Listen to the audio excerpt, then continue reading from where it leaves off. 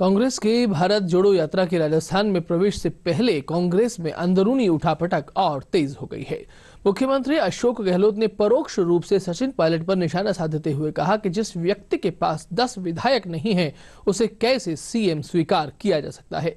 प्रदेश में राजनीतिक उठापटक पर हमारे संवाददाता धर्मेश भारती की ये रिपोर्ट। दरअसल में राजस्थान में मुख्यमंत्री अशोक गहलोत और पूर्व उप मुख्यमंत्री सचिन पायलट के बीच दिन ब दिन टकराव गहराता ही जा रहा है। मुख्यमंत्री गहलोत ने गुरुवार को सचिन पायलट को गद्दार कह डाला। रिपोर्ट के मुताबिक सीएम गहलोत ने कहा कि यह गद्दार कभी सीएम नहीं बन सकता। हाईकमान सचिन पायलट को सीएम नहीं बना सकता। ऐसा आदमी जिसके पास 10 एमएलए भी नहीं है, जिसने विद्रोह किया, जिसने कांग्रेस को धोखा दिया, वो गद्दार है।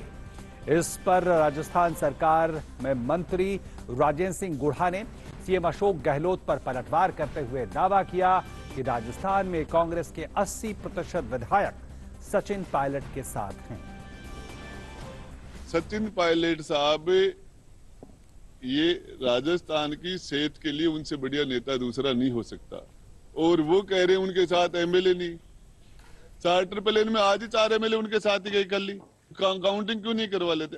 80% एमएलए सचिन पायलट साहब के साथ नहीं हो तो हम दावेदारी छोड़ देंगे। देखिए, जहां तक दोनों गुटों का सवाल है, जब आपको याद होगा कि 2018 में राजस्थान के अंदर सरकार का गठन हुआ था, ये विवाद तभी से चला आ रहा है। और उसके बाद 2020 के अंदर सचिन पायलट ने बगावत की थी, वो विधायकों को लेकर और जो है हरियाणा चले गए थे।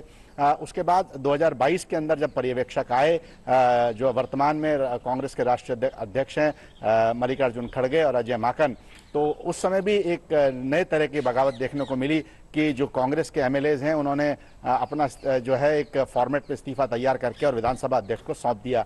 तो जो दोनों गुट हैं इनके बीच में सत्ता संघर्ष का, इसको आप चौथा अध्याय मान सकते हैं। 2020 में भी इसी प्रकार मुख्यमंत्री अशोक गहलोत ने बड़ी तल्ख भाषा का इस्तेमाल किया था और उनके बारे में कई प्रकार के शब्दों का, जो असंसदीय शब्द ये कह सकते हो, उस प्रकार का उन्होंने उपयोग किया था।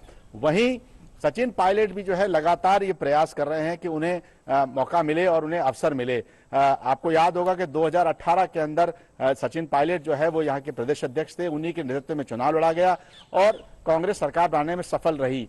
उनका अभी भी ये मानना है कि जब जब पूर्व में 2 बार अशोक गहलोत यहाँ पे मुख्यमंत्री रहे हैं तो कांग्रेस की सरकार जो है वो रिपीट नहीं हो पाई है।